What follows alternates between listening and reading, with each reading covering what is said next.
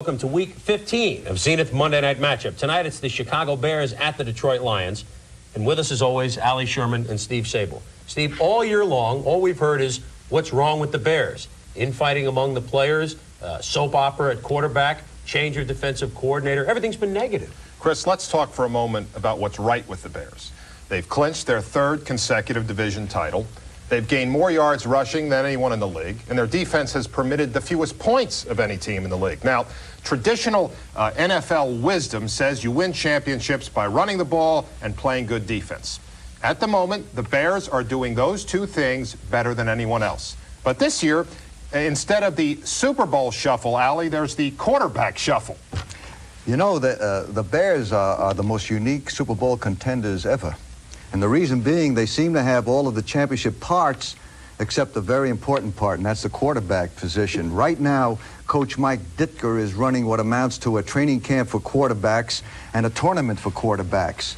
He must use tonight as a final basis for evaluating who is going to be the #1 guy, and a very strong reason. Football players are players who are used to habit and structure. They've got to have one. They don't care who Mike may pick as much as give us one man. We want to get used to his cadence, his count. We want to have a good, confident feeling in his authority and the way he takes us. And therefore, Coach Mike, I know you're going to make your choice, and I'm going to let you folks know what my choice is in a few minutes. Well, you know, this show's being piped into the Bears locker room. Ditka's listening. We'll be back with that and more in just a moment.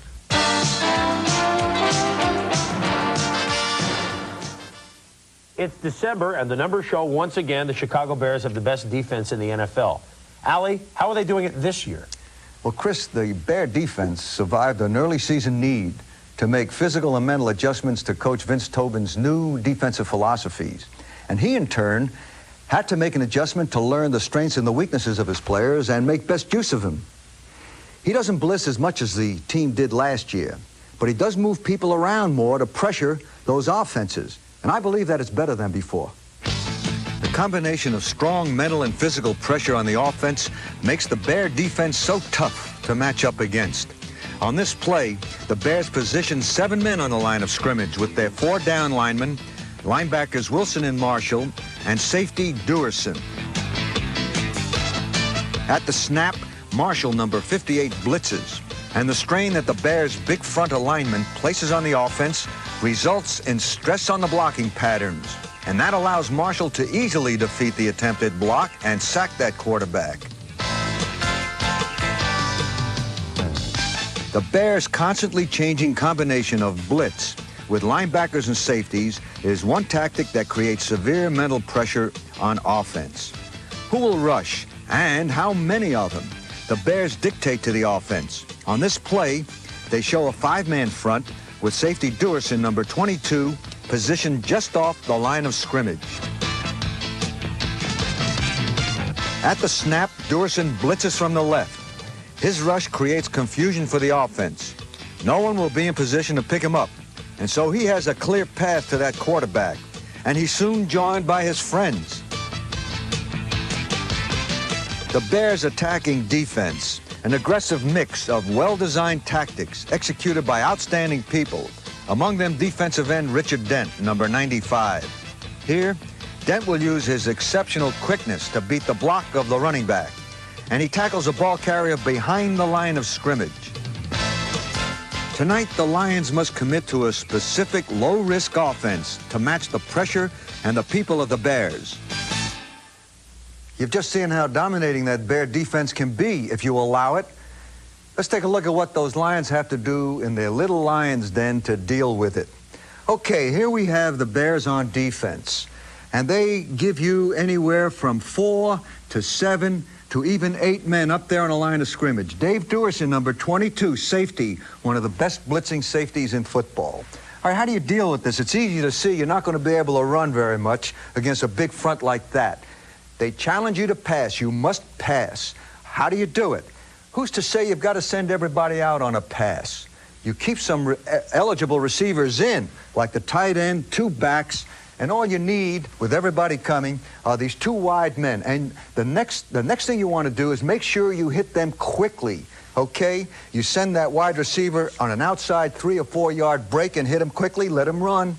Or inside, and the same thing for the other man. These are the areas you've got to go to and be able to go to quickly. In here, 3 to 5 yards. 3 to 5 yards. In here and in here.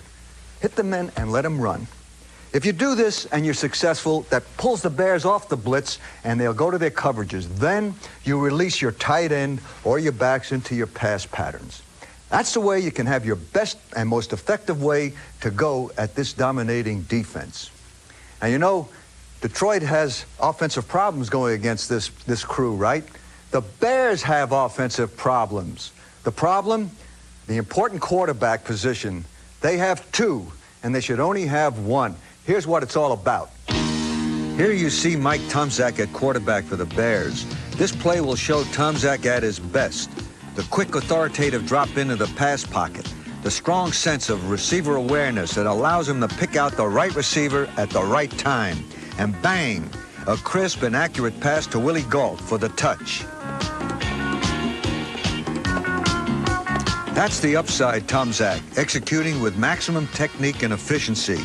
The problem is, he does not possess the needed poise and discipline in the pass pocket that brings consistency of execution. On this play, he's in the shotgun formation.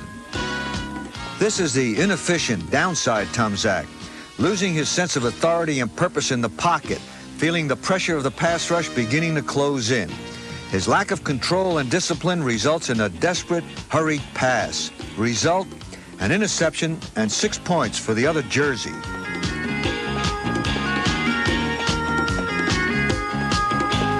Tomczak has shown that his technique and his judgment are not consistent. As a result, the negatives in his play, forcing balls, getting intercepted, taking sacks, outweigh his positives. His competition for the position is Doug Flutie.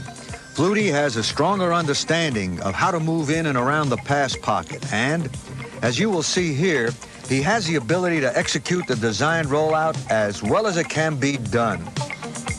Here, Flutie rolls out by design to his left, and he executes to the maximum, the most difficult throw a quarterback can make, throwing across his body not only with accuracy, but with just the right touch and feel. Flutie is one of the best at pressuring the defense not only with his arm, but with his legs. When he rolls out, the defense doesn't know if he will turn it up and run or throw on the run, which he does so well. This constant threat of either run or pass creates tentative movement, pressuring cornerbacks and safeties, and Flutie takes advantage of this indecisiveness. You've just seen the pluses and the minuses. Now it's time for Coach Ditka to do his math and arrive at the sum total of 1 quarterback. No matter who plays quarterback, the Bears will enjoy one enormous advantage over the Lions tonight. Chicago's #1 ranked running attack will be matched up against a Detroit rushing defense that's one of the worst in the NFL. This year, the Bears' run blocking has just been great, and the line has been opening holes so wide, Chris, that Walter Payton could get the ball and, like the song says, you know, walk like an Egyptian, and he'd still gain yardage. Also, the Bears' offensive line has allowed the fewest sacks in the NFC, so they're going to be a big help, Allie, to whomever plays quarterback. I like that move, Steve. Would you have do to that watch MTV. Yeah, very good. Okay. You know, at this point in time, Tomczak isn't the kind of quarterback that can make the best use of the Bears' limited offense.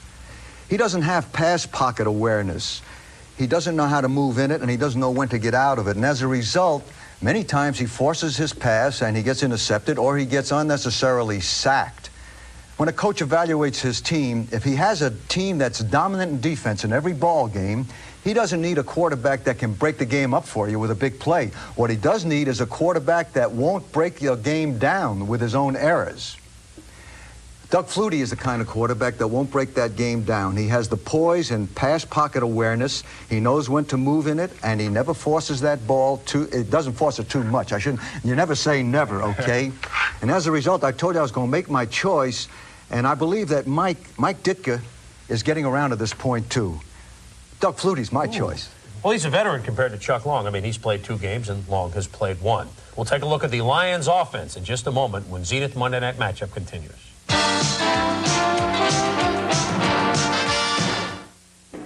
Bud Light.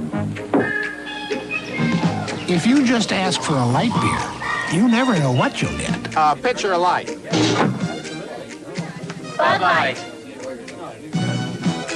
So if you want the less filling light beer with the first name and taste, don't just ask for a light beer. Give me a light. Ask them to bring out their best. Bud Light. Bud Light. Because everything else is just a light. The Lions began the season with a win at Minnesota. There was a lot of optimism in Darryl Rogers' second year, but that optimism has long since faded, Steve. Chris, the Lions seem slightly out of sync. At home, where they usually win, they've lost 5 out of 6. And all season, their offense has produced a series of sparks, but no real fire.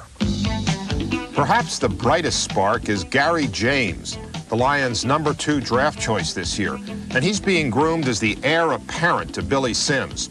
Here against Pittsburgh last week, James spots the defense converging at the point of attack and instinctively veers into an opening, where he breaks away from his pursuers, turns on the speed, and it's a race to the end zone.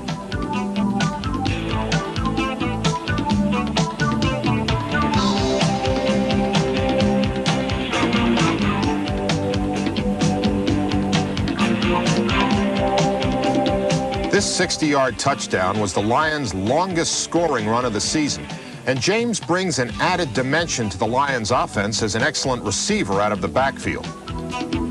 Directing the Lions' offense has been quarterback Joe Ferguson, a 14-year veteran who has accumulated impressive career statistics.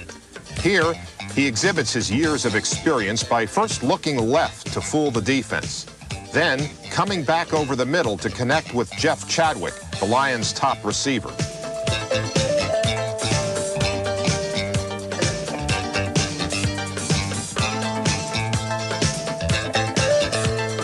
Chadwick is a good possession receiver on short to medium routes, as well as a deceptive deep threat, and he could be an important factor in tonight's game.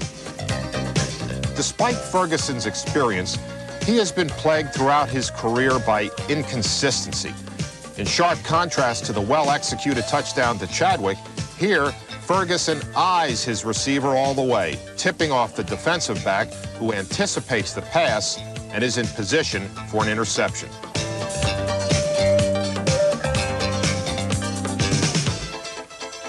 Ferguson suffered a knee injury last week against the Steelers, and while he could play tonight, head coach Darryl Rogers will give rookie Chuck Long his first pro start.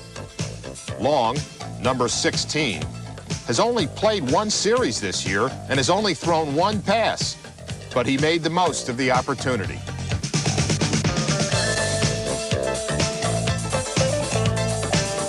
Long's touchdown pass could be a positive omen for the future, but tonight he faces the toughest defense in the league. Tonight, look for the Bears to blitz frequently early in the game to try to rattle Chuck Long. And if they do, Chadwick will probably run shorter, faster developing patterns to give Long the opportunity to get rid of the ball quickly. Also, James Jones and tight end Jimmy Giles could figure prominently in Detroit's game plan as short-range receivers. Overall, Allie, I think tonight's contest will be long on short passes. That's very good. You can bet your bottom dollar tonight rookie Chuck Long is in for quite a dance. He's facing one of the toughest, one of the best defenses with its people, with its blitzes and its coverages, and you are so right. You can count on the Bears starting this game against Chuck Long with a high percentage of blitz to create a lot of strong mental and physical pressure. And that's tough.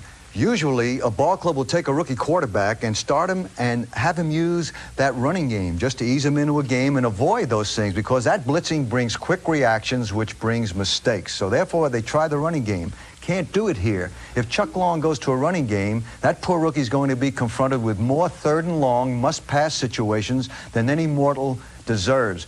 Rookies and veterans alike don't survive the Bears with 3rd and long. The Bears and the Lions. We'll be back to sum it up right after this.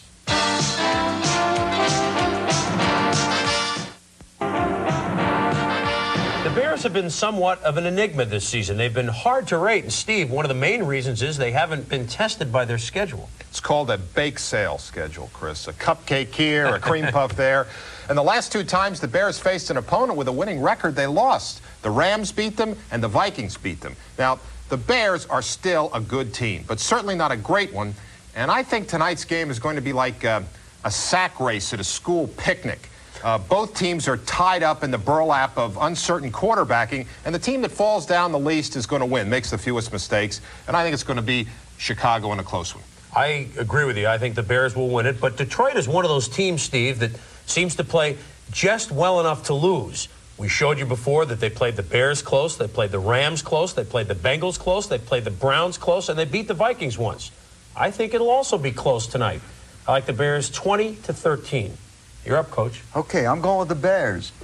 And I think that Mike Ditka will give Doug Flutie the major part of work tonight because he wants to get ready, and he's got to get Doug Flutie a lot of pass work. The formula will be very strong running with Peyton and Suey to go against that Detroit Lion defense, and then Flutie throwing that ball. He's got to get Doug work throwing that football and getting to know his receivers. And as a result, it's just too much for Detroit. And I think the score is going to be 24-10 the Bears. All right. That wraps up Week 15 of Zenith Monday Night Matchup. Thanks for watching. For Ali Sherman and for Steve Sabol, I'm Chris Berman. We'll see you next week. Monday Night Matchup, brought to you by Zenith. The quality goes in before the name goes on.